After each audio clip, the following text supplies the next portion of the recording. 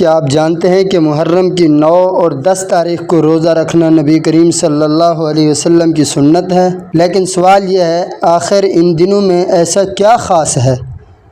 کیوں رسول اللہ صلی اللہ علیہ وسلم نے ان دنوں کے روزے کو اس قدر اہمیت دی؟ کیا یہ صرف ایک تاریخی واقعے کی یاد ہے یا اس کے پیچھے کوئی بڑی حکمت چھپی ہوئی ہے؟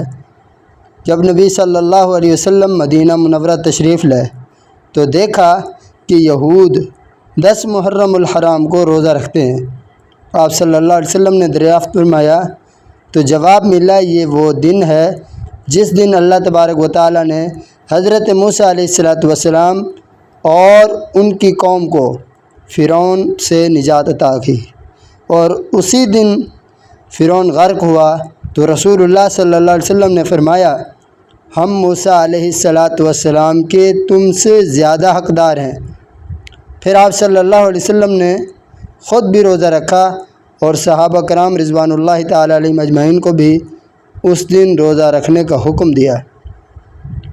پھر آخر عمر میں آپ صلی اللہ علیہ وسلم نے ارشاد فرمایا، اگر میں اگلے سال زندہ رہا تو 9 محرم کا روزہ بھی رکھوں گا تاکہ ہم یہود سے مشابہت سے بچ سکیں۔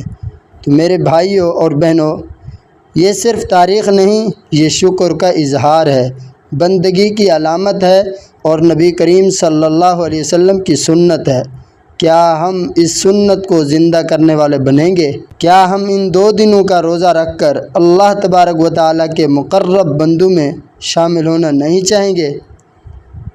کمنٹ میں ضرور بتائیے گا، میرے واسطے دعا کیجیے۔ میں ہوں آپ سب کا محمد صداقت اللہ۔